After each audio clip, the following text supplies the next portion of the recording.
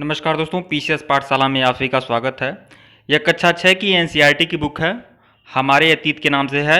इतिहास का बुक है, हिस्ट्री का। कक्षा 6 की एनसीईआरटी का इतिहास का हमारे अतीत के नाम से यह बुक है। अध्याय 10 को देखते हैं, नए साम्राज्य और राज्य। यह चैप्टर है अध्याय 10, नए साम्राज्य और राज्य। तो देखिए दोस्तों, आज इस चैप्टर से संबंधित कुछ टेस्ट सीरीज देखेंगे और कुछ प्रश्नों को देखेंगे। एक सारगर्भित टेस्ट सीरीज होगी, इसी अध्याय से संबंधित टेस्ट सीरीज होगी। और आप लोग जान रहे हैं कि सारे चैप्टर को एक टेस्ट सीरीज के माध्यम से ही कंप्लीट कराया जा रहा है। और अगर आप वो पूरी टेस्ट सीरीज देखेंगे तो पूरा का पूरा चैप्टर आपका क्लियर हो जाएगा टेस्ट सीरीज में। तो अगर इसके पहले का वीडियो नहीं देखे हैं तो प्लेलिस्ट में जाइएगा, एनसीईआरटी क्लास 6 हमारे अतीत के नाम से प्लेलिस्ट बनी हुई है। आइए देखते हैं। तो देखिए दोस्तों, पहला प्रश्न है, हरिसेन निम्नलिखित में से किसका दरबारी कवि था? चंद्रगुप्त प्रथम का, समुद्रगुप्त का, चंद्रगुप्त विक्रमादित्य या श्रीगुप्त? तो देखिए, हरिसेन जो दरबारी कवि था वह समुद्रगुप्त का था। विकल्प बी, समुद्रगुप्त का दरबारी कवि था हरिसेन। इसकी व्याख्या देखते हैं। हरिसेन समुद्रगुप्त का दरबारी कवि था और समुद्रगुप्त को भारत का नेपोलियन भी कहा जाता है। दूसरा प्रश्न देखिएगा, इलाहाबाद का अशोक स्तंभ अभिलेख निम्नलिखित में से किसके काल के बारे में सूचना प्रदान करता है? इलाहाबाद का जो अशोक स्तंभ अभिलेख है, इलाहाबाद का, देखिए अशोक का जो शिलालेख था, अशोक का जो स्तंभ अभिलेख था, उसी में किनारे इलाहाबाद प्रशस्त की रचना हरिसेन ने की थी, जो समुद्रगुप्त का दरबारी कवि था। तो यही है, इलाहाबाद का अशोक स्तंभ निम्नलिखित में से किसके काल के बारे में सूचना प्रदान करता है? तो समुद्रगुप्त के बारे में सूचना प्रदान करता है। विकल्प डी। इसकी व्याख्या देखिएगा, इलाहाबाद का अशोक स्तंभ अभिलेख समुद्रगुप्त के शासन के बारे में जानकारी देता है। इस पर समुद्रगुप्त के दरबारी कवि हरिसेन ने संस्कृत भाषा में प्रशंसनात्मक वर्णन प्रस्तुत किया है। इसे लगभग 1700 वर्ष पूर्व लिखा गया था। इसे ही प्रयाग प्रशस्ति या समुद्रगुप्त की प्रशस्ति कहा गया है। इसे ही प्रयाग प्रशस्ति या समुद्रगुप्त की प्रशस्ति कहा गया है। प्रशस्ति का अर्थ प्रशंसा होता है, प्रशस्ति का मतलब होता है प्रशंसा। इसमें इसकी विजयों का वर्णन है, इसमें इसे ईश्वर के बराबर बताया गया है। इसमें समुद्रगुप्त की योद्धा व उत्कृष्ट कवि के रूप में प्रशंसा की गई है। समुद्रगुप्त एक संगीत प्रेमी राजा था और बीड़ा बजाता था। देखिए, बहुत सारे सिक्के भी मिले हैं जिसमें समुद्रगुप्त को बीड़ा वादन करते हुए दिखाया गया है। अगला प्रश्न देखिएगा, शक विजेता निम्नलिखित में से किसे कहा जाता है? शक विजेता कहा जाता है चंद्रगुप्त विक्रमादित्य को। चंद्रगुप्त विक्रमादित्य को शक विजेता कहा जाता है। विकल्प बी, शक विजेता या शकारी की उपाधि भी चंद्रगुप्त विक्रमादित्य ने धारण की थी। इसका व्याख्या देखिए, चंद्रगुप्त द्वितीय को शक विजेता कहा जाता है। इसने पश्चिमी भारत में सैन्य अभियान करके अंतिम शक शासक रुद्र सिंह तृतीय को पराजित किया था। अगला प्रश्न देखिएगा, कालिदास निम्नलिखित में से किसके दरबार में थे? समुद्रगुप्त, अशोक, चंद्रगुप्त प्रथम या फिर चंद्रगुप्त द्वितीय, जिसे विक्रमादित्य कहते हैं। विकल्प डी, कालिदास चंद्रगुप्त विक्रमादित्य के दरबार में थे। इसका व्याख्या देखिएगा, चंद्रगुप्त द्वितीय का दरबार विद्वानों से भरा रहता था। कवि कालिदास और खगोल शास्त्री आर्यभट्ट उसी के दरबार में थे। अगला प्रश्न देखिएगा, हरिसेन द्वारा वर्णित विभिन्न प्रकार के राजाओं और उनके प्रति समुद्रगुप्त की नीतियों के संदर्भ में निम्नलिखित कथनों में से कौन सा सही नहीं है? हरिसेन द्वारा वर्णित विभिन्न प्रकार के राजाओं और उनके प्रति समुद्रगुप्त की नीतियों के संदर्भ में निम्नलिखित में से कौन सा कथन सही नहीं है? तो कौन सा कथन सही नहीं है ये बताना है। तो देखिए, समुद्रगुप्त ने आर्यावर्त के सभी 9 शासकों को हराकर उनके राज्य को अपने साम्राज्य में मिला लिया था। फिर यह तो सही है, समुद्रगुप्त ने आर्यावर्त के 9 राजाओं को हराकर उनके साम्राज्य को अपने साम्राज्य में मिला लिया था। बी देखिएगा, उसने दक्षिणापथ के 12 शासकों को हराकर उनके राज्य को अपने साम्राज्य में मिला लिया था। देखिए, यह कथन जो है गलत है। उसने 12 शासकों को जरूर पराजित किया था दक्षिणापथ के, लेकिन उनके राज्य को अपने साम्राज्य में नहीं मिलाया था, बल्कि उनको अधीन बनाकर छोड़ दिया था। तो यही गलत है, विकल्प बी। सी देखिएगा, समुद्रगुप्त के राज्य के पड़ोसी देश समुद्रगुप्त के लिए उपहार लाते थे और उसकी आज्ञाओं का पालन करते थे। यह सही है। डी देखिएगा, बाहरी राज्यों ने समुद्रगुप्त की अधीनता स्वीकार की और अपनी पुत्रियों का विवाह उससे किया। यह भी सही है। तो केवल बी कथन गलत था। आइए इसकी व्याख्या देखिएगा, कथन ए, सी व डी सही है, परंतु बी गलत है, क्योंकि दक्षिणापथ के 12 राजाओं ने हारने के बाद समुद्रगुप्त के सामने समर्पण किया था। समुद्रगुप्त ने उन्हें फिर से शासन करने की अनुमति दे दी। समुद्रगुप्त के राज्य के पड़ोसी देशों में असम, तटीय बंगाल, नेपाल, उत्तर पश्चिम के कई गढ़ और संघ आते थे। ये आंतरिक राज्यों के घेरे के रूप में समुद्रगुप्त के राज्य से लगे हुए थे। ये समुद्रगुप्त के लिए उपहार लाते थे, उनकी आज्ञा मानते थे तथा उनके दरबार में उपस्थित हुआ करते थे। ब्राह इलाके संभवतः कुषाण और शक वंश के थे। इसमें श्रीलंका के शासक भी थे। इन्होंने समुद्रगुप्त की अधीनता स्वीकार की और अपनी पुत्रियों का विवाह उससे किया था। अगला प्रश्न देखिएगा, निम्नलिखित में से किसके द्वारा महाराजा धीराज की उपाधि धारण की गई थी? महाराजा धीराज की उपाधि किसके द्वारा धारण की गई थी? तो चंद्रगुप्त द्वितीय के द्वारा महाराजा धीराज की उपाधि धारण की गई थी। चंद्रगुप्त द्वितीय को ही चंद्रगुप्त विक्रमादित्य भी बोलते हैं। तो इसने धारण किया था महाराजा धीराज की उपाधि, चंद्रगुप्त द्वितीय ने। तो यहाँ पर देखिए केवल 3 होगा, केवल 3। इसमें केवल 3 तो है नहीं। देखिए महाराजा धीराज की उपाधि धारण करने वाला चंद्रगुप्त प्रथम था और उसका पुत्र समुद्रगुप्त, दोनों ने महाराजा धीराज की उपाधि धारण की थी। तो 1 और 2 होगा, मतलब विकल्प बी, 1 और 2, विकल्प बी। इसकी व्याख्या देखिएगा, समुद्रगुप्त और उसके पिता चंद्रगुप्त प्रथम ने ही महाराजा धीराज की उपाधि धारण की थी। समुद्रगुप्त के दादा और परदादा का उल्लेख महाराज के रूप में मिलता है। समुद्रगुप्त की मां कुमारी देवी थी जो लिच्छवीगढ़ की थीं। समुद्रगुप्त की जो मां थी वह लिच्छवीगढ़ की थी और उनका नाम था कुमारी देवी, मां कुमार देवी, इस तरह से नाम था उनका। अगला प्रश्न देखिएगा, बाणभट्ट निम्नलिखित में से किसके दरबारी कवि थे? तो बाणभट्ट किसके दरबारी कवि थे? तो बाणभट्ट जो थे हर्षवर्धन के दरबारी कवि थे, विकल्प डी, हर्षवर्धन के दरबारी कवि थे बाणभट्ट। इसका व्याख्या देखिएगा, बाणभट्ट हर्षवर्धन के दरबारी कवि थे। इन्होंने हर्षवर्धन की जीवनी हर्ष चरित लिखी थी, जिसमें हर्ष के शासनकाल और वंशावली का पता लगाया था। हर्ष ने लगभग 1400 पूर्व शासन किया था, मतलब 6वीं शताब्दी में हर्षवर्धन शासन किया था। हर्षवर्धन भी एक बहुत ही उच्च कोटि का साहित्यकार था। उसने नागानंद, रत्नावली और प्रियदर्शिका नामक ग्रंथ भी लिखा था, हर्षवर्धन। अगला प्रश्न देखिएगा, निम्नलिखित में से कौन हर्ष के काल में भारत आया था? हर्ष के काल में भारत कौन आया था? तो फायान जो आया था वो चंद्रगुप्त विक्रमादित्य के काल में आया था। हेनसांग जो आया था यही हर्षवर्धन के काल में आया था, विकल्प बी, हर्षवर्धन के काल में आया था हेनसांग। इसकी व्याख्या देखिएगा, चीनी यात्री हेनसांग ने हर्ष के काल में भारत की यात्रा की। यह काफ़ी समय के लिए हर्ष के दरबार में भी रहा। इसने यहाँ जो कुछ देखा उसका विस्तृत विवरण दिया है हेनसांग ने। अगला प्रश्न देखिएगा, नर्मदा नदी पर सम्राट हर्ष के दक्षिण की ओर बढ़ने का कोशिश को किसने रोका था? नर्मदा नदी पर सम्राट हर्ष के दक्षिण की ओर बढ़ने की कोशिश को किसने रोका था? तो पुलकेशिन द्वितीय ने, विकल्प बी, पुलकेशिन द्वितीय ने नर्मदा नदी के तट पर हर्षवर्धन को हराया भी था। व्याख्या देखिएगा, मगध और बंगाल को जीतकर हर्ष को पूर्व में जितनी सफलता मिली थी उतनी अन्य जगह नहीं मिली थी। जब उसने नर्मदा नदी को पार करके दक्कन की ओर बढ़ने का प्रयास किया, मतलब दक्षिण की ओर बढ़ने का प्रयास किया, तब चालुक्य नरेश पुलकेशिन द्वितीय ने उसे रोक लिया था। अगला प्रश्न देखिएगा, कांचीपुरम निम्नलिखित में से किसकी राजधानी थी? सातवाहन की, चालुक्य की, पल्लव की या चोलों की? तो कांचीपुरम जो राजधानी थी वह राजधानी थी पल्लव की राजधानी थी कांचीपुरम, विकल्प सी। इसकी व्याख्या देखिएगा, पल्लवों की राजधानी कांचीपुरम थी। पल्लवों का राज्य कांचीपुरम के आसपास के क्षेत्रों से लेकर कावेरी नदी के डेल्टा तक फैला था। अगला प्रश्न देखिएगा, चालुक्यों की राजधानी निम्नलिखित में से कौन सी थी? तो चालुक्यों की राजधानी थी ऐहोल। देखिए, पल्लवों की राजधानी थी कांचीपुरम और चालुक्यों की राजधानी थी ऐहोल, विकल्प बी। चालुक्यों की 2 राजधानी थी, एक वातापी जिसे वादामी भी कहा जाता है और दूसरी राजधानी थी ऐहोल।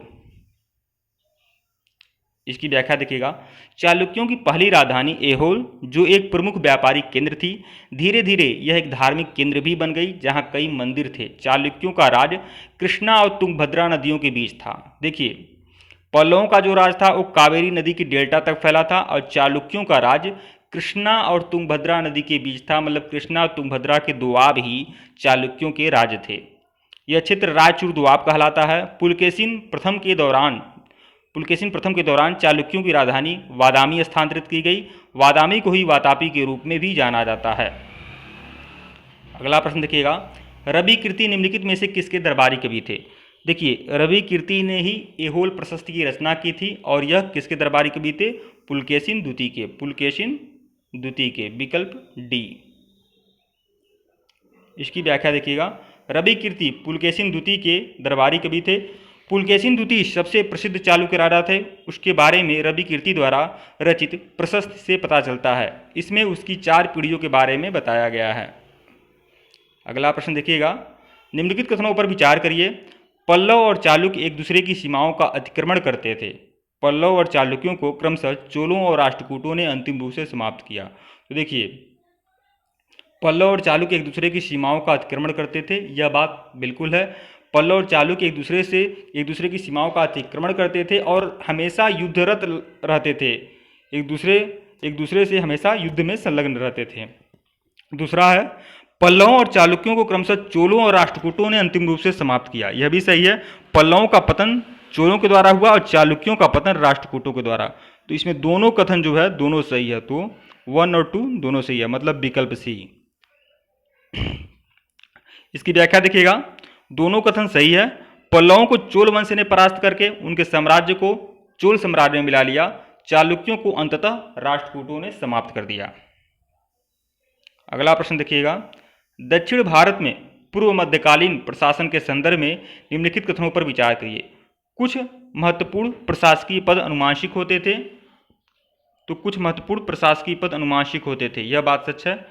प्रशासन की महत्वपूर्ण इकाई प्रशासन की जो प्राथमिक इकाई थी नगर थी, यह गलत है। प्रशासन की जो प्राथमिक इकाई थी वह गांव थी, न कि नगर, तो यह गलत है। तीसरा देखिएगा, कभी कभी एक ही व्यक्ति कई पदों पर कार्य करता था। कई बार उल्लेख मिला है बहुत सारे लोगों का जो एक साथ कई सारे पदों का निर्वहन करते थे। तो यही कह रहा है इसमें कौन सा कथन सही है? तो 1 और 2 सही है। 1 और 2 बिल्कुल सही है। 1 और 2 तो ऑप्शन में नहीं है। अब से देखते हैं, देखिए नहीं, इसमें पूछ रहा है उपयुक्त कथनों में कौन सा कथन सही है। 1 और 2 नहीं, 1 और 3। मुझे ये तो गलत ही ना, प्राथमिक इकाई नगर होते थे, प्राथमिक इकाई नगर नहीं होते थे, प्राथमिक इकाई गांव होते थे। इसलिए जो दूसरा है वो गलत है। 1 और 3 सही है। तो 1 और 3 सही है, मतलब विकल्प सी। इसका व्याख्या देखिएगा, दक्षिण भारत में पूर्व मध्यकालीन प्रशासन में कुछ महत्वपूर्ण पद अनुवांशिक बन गए थे तथा कभी कभी एक ही व्यक्ति कई पदों पर कार्य करता था। जैसे हरिसेन अपने पिता की तरह महादंडनायक बने, साथ ही उसे कुमारा मात भी बनाया गया। प्रशासन की प्राथमिक इकाई गांव होते थे, न कि नगर। कभी कभी एक ही व्यक्ति कई महत्वपूर्ण पदों पर कार्य करते थे, जैसे हरिसेन जो थे महादंडनायक और कुमारा मात होने के साथ ही संधि विग्रहक भी थे। मतलब कई सारे मंत्रालयों को देखते थे हरिसेन, और उनका पद अनुमांशिक भी था। तो यह सारे तथ्य मौजूद हैं यहाँ पर। अगला प्रश्न देखिएगा, सूची 1 को सूची 2 से मिलाना है। तो नगर श्रेष्ठी क्या होता था? जो मुख्य बैंकर होता था उसे नगर श्रेष्ठी कहते हैं। मतलब मुख्य बैंकर मतलब नगर का जो बहुत धनवान व्यक्ति, ऐसे समझ लीजिए। उस समय नगर श्रेष्ठी मुख्य नगर का सबसे बड़ा साहूकार, तो नगर श्रेष्ठी कहा जाता था मुख्य बैंकर को। सार्थवाह क्या होता था? व्यापारिक काफिले का नेता। प्रथम कुलिक क्या होता था? देखिए, प्रथम कुलिक होता था मुख्य शिल्पकार। प्रथम कुलिक जो होता था मुख्य शिल्पकार। कायस्थ क्या होता था? कायस्थ जो होता था लिपिकों का प्रधान, जो लिपिक होते थे उनका प्रधान होता था। इस तरह से आप लोग सुमिलित कर सकते हैं, ऐसे सुमिलित कर सकते हैं। व्याख्या देखिएगा इसका, नगर श्रेष्ठी मुख्य बैंकर या शहर का व्यापारी होता था। सार्थवाह व्यापारियों के काफिले का नेता होता था। प्रथम कुलिक मुख्य शिल्पकार और कायस्थ जो होता था लिपिक का प्रधान जैसे लोग होते थे। इन सभी का दक्षिण भारत में स्थानीय प्रशासन में बहुत ही बोलबाला था। अगला प्रश्न देखिएगा, पूर्व मध्यकालीन सामंतों के संदर्भ में निम्नलिखित कथनों पर विचार करिए। इनकी अपनी सेना होती थी तथा आवश्यकता पड़ने पर ये राजा को सहायता भी देते थे। यह सही है, बिल्कुल इनकी सेना भी होती थी और आवश्यकता पड़ने पर यह राजा को सहायता भी देते थे। इन्हें कोई नियमित वेतन नहीं दिया जाता था, यह सच है। इनको कोई नियमित वेतन नहीं मिलता था पूर्व मध्यकालीन सामंतों को, बल्कि इन्हें कुछ भूमि जागीर के रूप में दी जाती थी। तीसरा देखिएगा, तो वेतन नहीं दिया जाता था, मतलब ये भी सही हो गया, वेतन नहीं दिया जाता था, केवल भूमि दी जाती थी जागीर के रूप में। तीसरा देखिएगा, जहाँ शासक दुर्बल होते थे वे स्वतंत्र होने का प्रयास करते थे। यह भी सही है, क्योंकि सामंत यही प्रतीक्षा में होते थे कि शासक दुर्बल हों और स्वतंत्र होने का प्रयास कर देते थे। तो यह पूछ रहा है कि कौन सा कथन सही है, तो यहाँ तीनों कथन सही हैं दोस्तों, तीनों कथन आपके सही हैं, विकल्प डी, तीनों कथन सही हैं मित्रों। अगला व्याख्या देखिएगा, इसका व्याख्या देखिएगा, उपरोक्त सभी कथन सही है। पूर्व मध्यकाल में सामंतों को नियमित वेतन नहीं दिया जाता था, बदले में उनमें से इनसे कुछ को भूमिदान दिया जाता था, तो दी गई भूमि से ये कर वसूलते थे, जिससे वे सेना और घोड़ों की देखभाल करते थे, साथ ही इससे युद्ध के दौरान हथियार जुटाते थे। तो उनको वेतन के बदले भूमि दी जाती थी। अगला प्रश्न देखिएगा, दक्षिण भारत के राज्यों को विभिन्न स्थानीय सभाओं के संदर्भ में निम्नलिखित में से कौन सा सही सुमेलित है। तो देखिए, सभा क्या था, सभा ब्राह्मण भूस्वामियों का संगठन। दक्षिण भारत में जो ब्राह्मण भूस्वामी होते थे उनका संगठन होता था, जिसको सभा कहते थे, यह सही है। उर क्या होती थी, ग्राम सभा। जहाँ ब्राह्मण भूस्वामी नहीं होते थे वहाँ ग्राम सभा होती थी और उस ग्राम सभा को उर कहा जाता था। नगरम शिल्पकारों का संगठन, यह गलत है, नगरम जो था व्यापारियों का संगठन था, न कि शिल्पकारों का। तो यही पूछ रहा है, इसमें सही का चयन करना है, कौन सही है। तो ऊपर के 1 और 2 सही हैं, 1 और 2 सही है, तीसरा गलत है। तो 1 और 2 सही है, मतलब विकल्प सी सही है। इसकी व्याख्या देखिएगा, पल्लव अभिलेखों में कई स्थानीय सभाओं की चर्चा मिलती है। इनमें से एक था ब्राह्मण भूस्वामियों का संगठन, जिसे सभा कहते हैं। जो ब्राह्मण भूस्वामियों का संगठन था उसे सभा कहते थे, यह भी मौजूद था उस समय। और ये सभाएं उप समितियों के जरिए सिंचाई, खेतीबाड़ी से जुड़े विभिन्न काम, सड़क निर्माण, स्थानीय मंदिरों की देखरेख इत्यादि काम करती थीं। जिन क्षेत्रों में ब्राह्मण भूस्वामी नहीं होते थे वहाँ उर नामक ग्राम सभा के होने की भी बात कही गई है। जहाँ ब्राह्मण भूस्वामी नहीं होते थे, मतलब वहाँ सभा नहीं होती थी, तो वहाँ पर सभा की ही तरह एक उर नामक संगठन होता था जो ग्राम सभा से बनता था। नगरम व्यापारियों का संगठन का नाम था। संभवतः इन स्थानों पर धनी व शक्तिशाली भूस्वामियों और व्यापारियों का नियंत्रण था। तो यह सारी बातें हैं दक्षिण भारत के। अगला प्रश्न देखिएगा, अभिज्ञान शाकुंतलम निम्नलिखित में से किसका प्रसिद्ध नाटक है। हरिसेन, रवि कीर्ति, कालिदास या बाणभट्ट। अभिज्ञान शाकुंतलम जो है यह कालिदास का प्रसिद्ध नाटक है, विकल्प सी। इसकी व्याख्या देखिए, कालिदास का प्रसिद्ध नाटक अभिज्ञान शाकुंतलम दुष्यंत नामक एक राजा और शकुंतला नामक एक युवती की प्रेम कहानी है। यही व्याख्या है इसका। कालिदास ने बहुत सारे ग्रंथ लिखे थे, अभिज्ञान शाकुंतलम, रघुवंशम, मेघदूतम, बहुत कुछ उन्होंने लिखा था और उनको संस्कृत का शेक्सपियर भी कहते हैं। अगला प्रश्न देखिएगा, कालिदास के नाटकों की विशेषता के संदर्भ में निम्नलिखित कथनों पर विचार करिए। तो देखिए, कालिदास अपने नाटकों में राज दरबार के जीवन के चरित्र चित्रण के लिए प्रसिद्ध थे। तो यह सही है, कालिदास अपने नाटक में राज दरबार के जीवन के चित्रण के लिए प्रसिद्ध हैं, यह भी सही है। दूसरा देखिएगा, कालिदास के नाटक की रोचक विशेषता यह है कि नाटकों में राजा और अधिकांश ब्राह्मणों को प्राकृत बोलते हुए जबकि अन्य लोग महिलाओं को संस्कृत बोलते हुए दिखाया गया है। यह जो दूसरा लिखा है, दूसरा सीधे उल्टा लिख दिया है। कालिदास के नाटक में राजा और ब्राह्मण लोग संस्कृत बोलते हैं जबकि आम जनमानस और महिलाएं प्राकृत बोलते हैं, जबकि इसमें उल्टा लिख दिया है। तो यह कह रहा है उपयुक्त कथनों में से कौन सा कथन सही है। केवल एक सही है, केवल एक, विकल्प ए। इसकी व्याख्या देखिएगा, कालिदास अपने नाटकों में राज दरबार के जीवन के चित्रण के लिए प्रसिद्ध हैं। इन नाटकों में एक रोचक बात यह है कि राजा और अधिकांश ब्राह्मणों को संस्कृत बोलते हुए दिखाया गया है जबकि अन्य लोग और महिलाएं प्राकृत बोलते हुए दिखाई गई हैं। अगला प्रश्न देखिएगा, इस सीरीज का सबसे आखिरी प्रश्न नंबर 20। इस्लाम के संदर्भ में निम्नलिखित कथनों पर विचार करिए। पूर्व पैगंबर मोहम्मद ने अरब में इस्लाम नामक नए धर्म की स्थापना की। सही है। इसकी उत्पत्ति के 100 सालों के भीतर इस्लाम उत्तरी अफ्रीका, स्पेन, ईरान और भारत में फैल गया। यह भी सही है, दोनों बातें सही है। अरब नाविक जो इस उपमहाद्वीप की तटीय बस्तियों से पहले से ही परिचित थे, इस उपमहाद्वीप की तटीय बस्तियों से पहले से परिचित थे, अब अपने साथ इस नए धर्म को भी ले आए। तो 1, 2, 3 तीनों सही है। कौन सा कथन सही है। 1, 2, 3 तीनों, विकल्प डी। इसकी व्याख्या देखिएगा, उपयुक्त सभी कथन सत्य हैं पैगंबर मोहम्मद द्वारा इस्लाम नामक नए धर्म की शुरुआत लगभग 1400 वर्ष पूर्व की गई थी, जो 100 सालों के दौरान उत्तरी अफ्रीका, स्पेन, ईरान, भारत में फैल गया था।